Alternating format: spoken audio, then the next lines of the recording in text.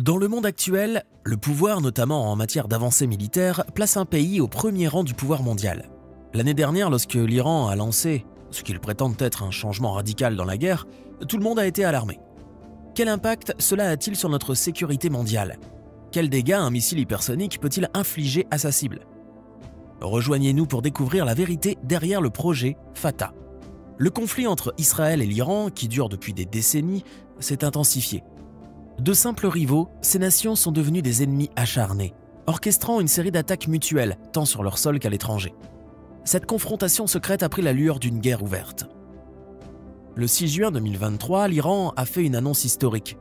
Ce mardi-là, les médias d'État ont diffusé des images de ce qui est considéré comme l'une des révélations les plus controversées de l'année 2023.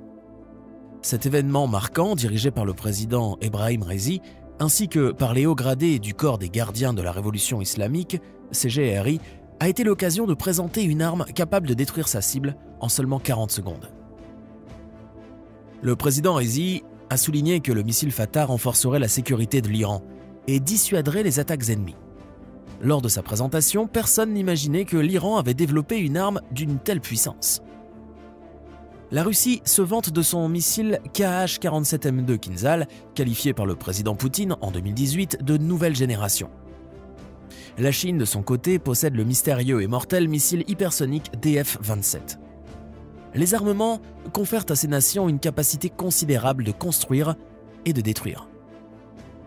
Revenons-en au Fatah de l'Iran. Personne ne s'attendait à ce qu'un pays aussi discret soit capable de concevoir une arme d'une telle puissance. Une arme qui a choqué le monde et lancé un défi. Si l'Iran le peut, les autres devraient en faire autant.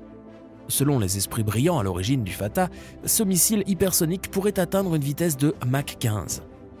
Cela signifie que le Fatah a surpassé certains des missiles les plus puissants que nous connaissions jusqu'alors.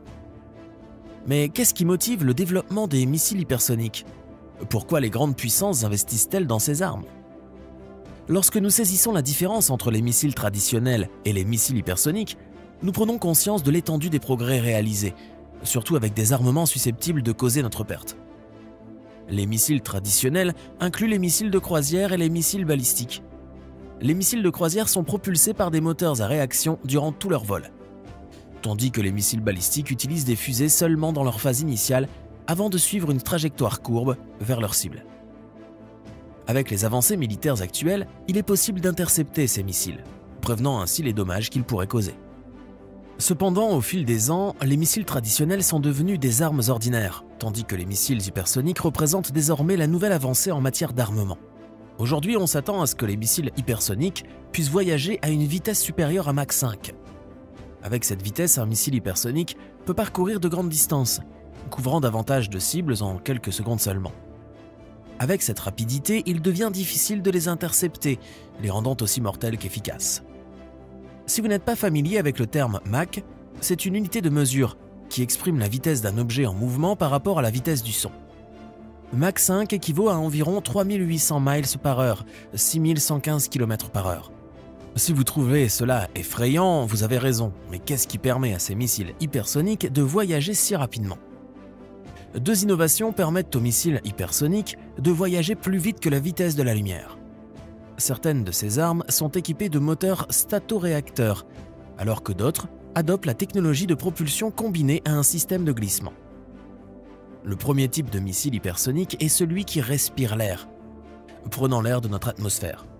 Ils sont équipés de moteurs à statoréacteurs qui s'appuient sur la vitesse élevée du véhicule pour comprimer l'air entrant avant la combustion. Ne comportant pas de pièces complexes, ce missile est plus rapide et plus mortel. Le second type utilise la méthode hypersonique de propulsion-éjection. Dans ce cas, le missile utilise un système de propulsion à fusée et des capacités de glissement pour atteindre une vitesse supersonique. Au lancement, le missile recourt à des moteurs à fusée pour atteindre la vitesse désirée, puis passe à ce que l'on appelle une phase de glissement. Cette méthode de propulsion-éjection est efficace pour cibler rapidement de vastes zones. Le missile Fatah de l'Iran utilise ce mécanisme. Outre la vitesse et l'agilité, le missile hypersonique Fatah possède également une capacité de manœuvre améliorée, lui permettant d'esquiver et de déjouer les systèmes interceptant les missiles balistiques habituels.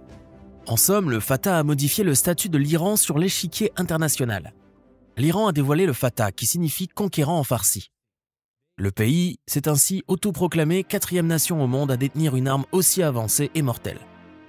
Avec une portée de 1400 km, environ 870 miles, le Fatah pourrait en théorie atteindre Israël en 400 secondes s'il était utilisé comme cible.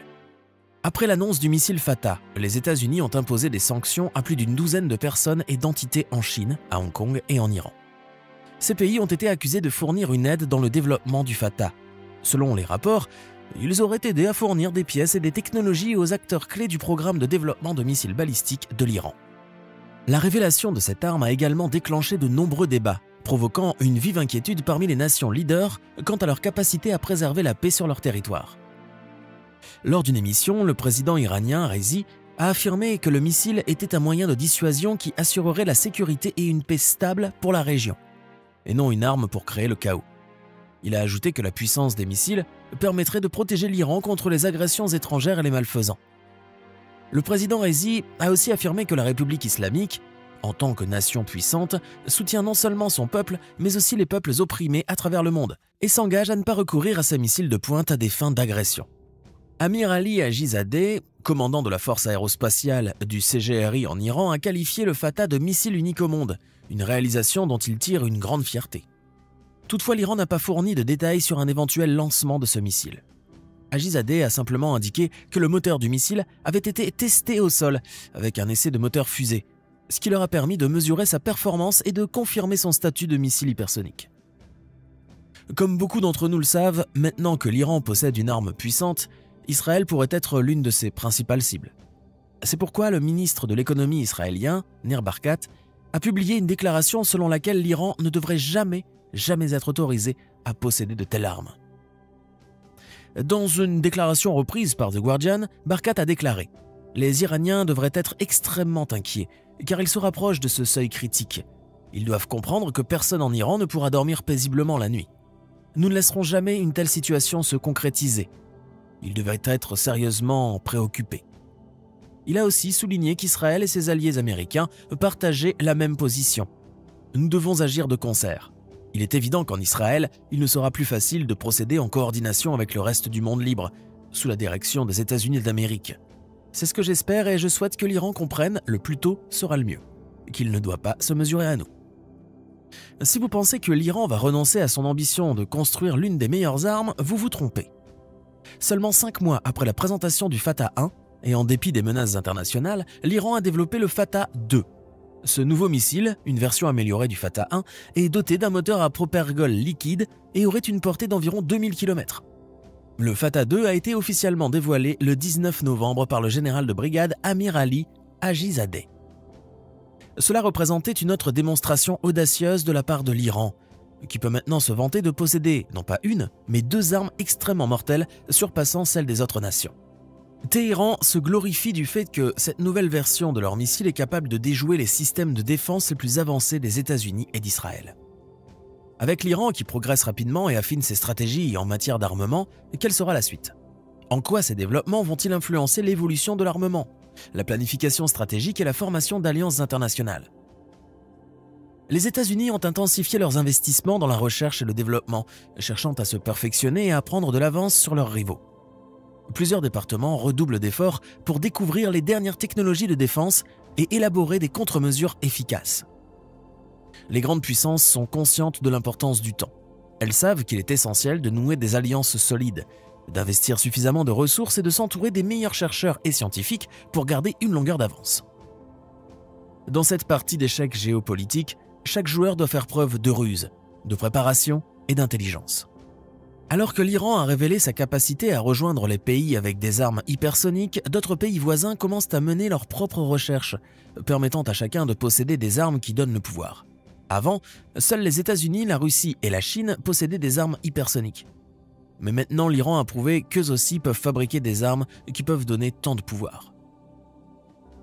Il y a cette citation de film qui dit « Un grand pouvoir implique de grandes responsabilités ». En effet, des armes aussi létales et aussi sophistiquées que les Fatah 1 et 2 peuvent conférer un grand pouvoir. La question est, ce pouvoir sera-t-il utilisé pour conquérir, protéger ou détruire? Qu'en pensez-vous? Restez toujours informés sur les événements mondiaux actuels Et n'oubliez pas de cliquer sur le bouton j'aime et de vous abonner à la chaîne pour plus de contenu incroyable.